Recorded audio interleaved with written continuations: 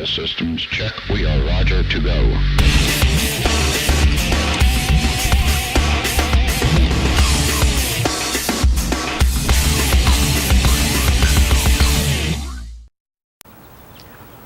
Now, one of the things that happens when people's level of prosperity and abundance increases is that they tend to eat more meat. And that's a real problem. And I'm not taking sides here on whether eating meat is good for you or not, but that's just a fact. People get wealthier and they want to eat meat. The current agricultural practices of the West cannot support everyone in the world eating meat to any extent. And there's a number of reasons for that. Cattle production, for instance, in our lifetime, for most of us, is going to be a thing of the past.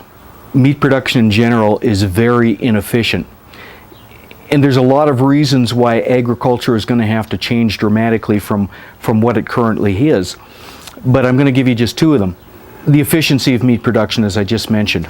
Cattle take a huge amount of energy and grain nutrition and calories in order to raise a pound of beef. They're very inefficient. Now, if those cattle are put in a feedlot, they're fed huge amounts of corn and barley and other grains in order to put the weight on them. And quite frankly, their stomachs aren't designed to eat grain. They're ruminants. From a nutritional standpoint, both for the cattle themselves and for the humans that consume their meat, grass-fed beef is infinitely superior.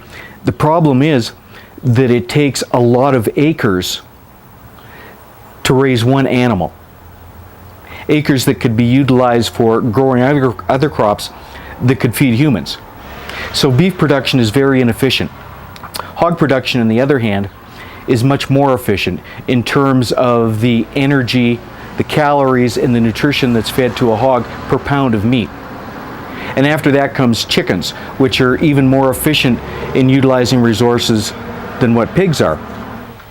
Biologists are developing in vitro meat, essentially meat grown in a test tube. And the possibilities are really amazing. First of all the resources that we dedicate to agriculture now, to raising crops and livestock, aren't going to be required. Now, I must admit I have a hard time imagining eating a pot roast whose mother is a petri dish. If an abundant world wants to consume meat, that's probably going to be the way it has to be produced. I believe there'll come a day when humans no longer consume animal flesh that will be completely vegetarian, but that's a long time into the future. Now, there's certainly other ways of producing food: aquaponics, hydroponics.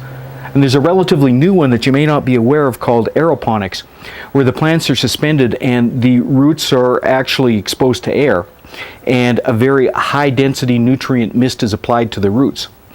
And that's a very low cost in terms of resource utilization, and I think it's got a huge amount of potential.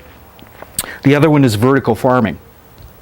It is possible, using vertical farming, and I'm not going to get into the technicalities of what that's all about, but it's possible for the city of New York to feed itself. It's amazing. There's great reason for optimism for the future. The technology is available to make all of mankind abundant, to make all of mankind prosperous. But it's not just about the technology. It's about the consciousness of the human race.